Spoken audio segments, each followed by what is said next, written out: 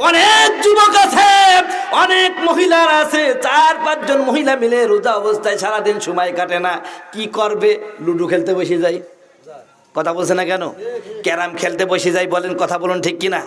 আল্লাহ রসুল বলেছেন যে মহিলা যে পুরুষ লুডো খেলে, ক্যারাম খেলে, পাশা খেলে, দাবা খেলে, আর কি আছে, তাস খেলে, তাস, রসুল বলেছেন সে যেন তার হাতগুলো শূকরের রক্ত দিয়ে ধুলো। ভাইরে, কথা বলছে না। আপনারা বিশ্বাস না করলে ইবনে মাজা খুলেন। আল্লাহ রসুল বলছেন যে ক্যারাম খেলে, ক্যারাম খেলে নাকি আমাদের সমাজের লোক, যে ক্যারাম খেলে, লুডু খেলে, লুডু, পাশা খেলে, দাবা আর তাস, আল্লাহ নবী বিশ্ব নবী বলেন সে কেমন যেন এই হাত দিয়ে, এই হাতটা শুকরের গোস্ত, শুকরের রক্ত দিয়ে ধুলো। অন্য একটা হাদিসে এসেছে যে ব্যক্তি ক্যারাম খেলে, দাবা খেলে, পাশা খেলে, লুডু খেলে, সে আল্লাহ এবং আল্লাহ রসুলের অবদ্ধতা করলো। জোরে বলেন নাউজুবিল্লাহ। এই জন্যই রোজা অবস্থায় আপনার প্রতিটা অঙ্গ প্রত্যঙ্গ রোজা রাখে। হাত দিয়ে কোনো নাজায়েজ কাজ করতে পারবেন না। হাতে দিয়ে, এই হাত দিয়ে রোজা অবস্থায় আছেন, সুদের টাকা নেওয়া যাবে নাকি? ঘুষের টাকা নেওয়া যাবে নাকি? একজন ইমানদার ঘুষখোরের গল্প করব আপনাদের সামনে। একজন লোক রমজান মাসে, আমার বন্ধুগণ, আমার ভাইয়ের, উকালতি পেশা। কি পেশা? উকালতি পেশা। তার মক্কেল বড় বিপদে পড়ে গেল। মক্কেল একটা বিশাল বিপদে পড়ে গেছে, উকিল মশাইয়ের কাছে আসছে। উকিলটা আবার কিন্তু সাধারণ উকিল না, 5 ওয়াক্ত নামাজ পড়ে, রোজা ঠিক মতন রাখে। রমজান মাস এসে বলছে, হুসার আপনি আমাকে বাঁচান, আমাকে এই কেস থেকে মুক্ত করে দেন, তা না হলে আমার জেল হয়ে যাবে। উকিল বলল যে রমজান মাস কি করি, কি করি হুজুর, আপনি চিন্তা করেন না, আমি আপনাকে খুশি করে দেব। তখন বলছে, শুন, আমি রমজান মাস আসলে কাজ করতে চাইলাম না, কিন্তু তোর অবস্থা খুব খারাপ, আমি তোর কথাটাই মানবো, তোর কাজটাই করে দেবো, আর কোনো কাজ করব না। টাকা লাগবে 50,000। কত হাজার? আরো জোরে বলেন। 50,000। বলছে টাকা নিয়ে আসবি। লোকটা, আমার বন্ধুগণ, আমার ভাইয়ারা, এবার ওই লোকটা, বন্ধুগণ আমার ভাইয়ারা, এবার ওই উকিলের কাছে 50,000 টাকা খুব সুন্দর, খুব কষ্ট করে ম্যানেজ করে এসে ওই লোকটা, আমার বন্ধুগণ আমার ভাইরা, ইফতারির সময়, ভাই কি হচ্ছে, কোন সমস্যা আছে নাকি? ইফতারির সময় মক্কেল হাজির 50,000 টাকার বান্ডিল নিয়ে এসে বলছে, স্যার এই যে নেন, আপনি নিতে চাইছিলেন। রমজান মাস ইফতারি সামনে নিয়েছে, তুই এই টাকা আমার সামনে দিচ্ছে। কয় স্যার আপনি তো চাইছিলেন। কয় চাইছি তো কি হয়েছে, রমজান মাস ওই টাকা হাতে ধরা যায়। কয় স্যার কি করবো? কয় বাক্সের মধ্যে রেখে যা। কথা বলছে না। রমজান মাস ওই টাকা হাতে ধরা যাবে না, কি করতে হবে? কারণ ওই যে রমজানের রোজা অবস্থায় হাত ঠিক রাখা লাগবে না। কথা বলছে না কেন?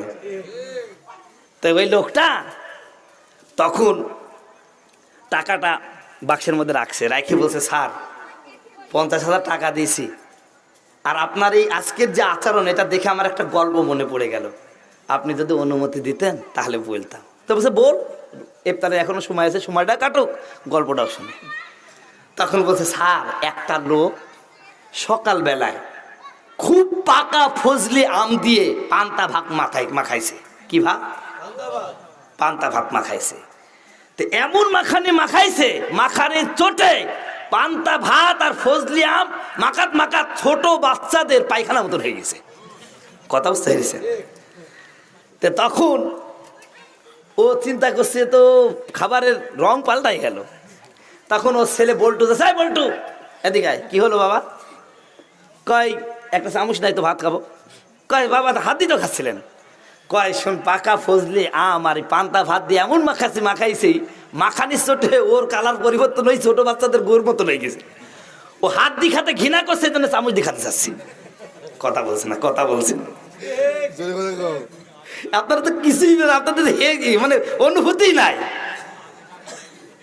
এই জন্য হাত রোজা অবস্থায় সুদের টাকাটাও কি হবে না, নেওয়া জায়েজ হবে না। কয়টা সত্য বলছিলাম? 6টা। কয়টা হইল? এই হাত দিয়ে রমজান রোজা অবস্থায় নারী হোক পুরুষ হোক কোনো প্রকার অন্যায় কাজ করা যাবে না। 5 নাম্বার হলো আপনার কান ঠিক, চোখ ঠিক, মুখ ঠিক, হাত দিয়ে আপনি কোনো অন্যায় কাজ করেন নাই। 5 নাম্বার যে সত্যটা আপনাকে মানতে হবে সেটা হলো আপনার সাহারিটা হতে হবে হালাল খাবার দিয়ে, ইফতারিটাও হতে হবে হালাল খাবার দিয়ে। কথা বলুন ঠিক কিনা? কান ঠিক করলেন, চোখ ঠিক করলেন, মুখ ঠিক করলেন, হাত ঠিক করলেন, কিন্তু চাকরি করেন ট্রাফিক লাইনে, ট্রাফিক পুলিশ। আপনি সারাদিন হাতিয়া তোফা নিয়েছেন, আসার সময় আমার বন্ধুগণ, আমার ভাইয়েরা, অলিয়া বাজার থেকে ভালো চিকেন ফ্রাই নিয়ে আসলেন, আঙ্গুর নিলেন, আপেল নিলেন, কমলা নিলেন, সব ওই হাতিয়ার টাকার কথা বলছেন, ঠিক কিনা? এবার ওই টাকা দিয়ে আপনি সুন্দর করে ইফতারি করছেন, আবার সাহারি খাচ্ছেন। আল্লাহ নবী, বিশ্ব নবী বলছেন ও রোজা হবে? কথা বলছে না, কথা বলছে না। এই জন্য আমার বন্ধুগণ, রোজা কবুল হতে হলে 6টা শর্ত আপনাকে পালন করা লাগবে। 1 নাম্বার, কান ঠিক করা লাগবে। কান দিয়ে কুকথা শোনা যাবে না, চোখ দিয়ে কুজিনিস দেখা যাবে না, মুখ দিয়ে কুকথা বলা যাবে না, হাত দিয়ে কুজিনিস করা যাবে না। 5 নাম্বার হলো সাহারিটাও খেতে হবে হালাল খাবার দিয়ে, আর ইফতারিও করতে হবে হালাল দিয়ে, যদি হচ্ছে এটা পানি দিয়ে হোক। কথা বলুন ঠিক কিনা? এই 5টা শর্ত পালন করার পরে আর একটা শর্ত আপনাকে মেনটেন করতে হবে, সেটা হলো আপনি সব কিছু পালন করছে কিন্তু রোজা রেখে ভাব নেওয়া যাবে না। ভাব বুঝেন? রোজা রাখি বুঝে আমার রোজাটাই হবে, তুই রোজা রাখি তোর কি হয়েছে? কিছু লোক আছে না ভাই, রোজা রাখি ভাব দেখায়। অনেক সময় দেখা যাচ্ছে ইমাম সাহেবের চেয়েও উনি বেশি বুজুর্গ দেখায়। কয় হুজুর আপনার আজকের রোজার চেয়ে আমার রোজা বেশি ভালো হয়েছে। কয় কি করে? কয় হুজুর আজকে দেখলাম আপনি ঈদের মার্কেট করার জন্য আপনার বউকে সাথে নিয়ে মার্কেট ওয়ালিয়া বাজারে গেছেন, লালপুর বাজার গেছেন, ওখানে কি খালি পুরুষ মানুষই ছিল? কত মেয়ে মানুষ ছিল আপনি দেখছেন, আপনার রোজা গেছে গা। কথা বুঝতে পেরেছেন? এই যে একটা ভাব যে অমুকের রোজা চেয়ে আমার রোজা ভালো হয়েছে, তা না।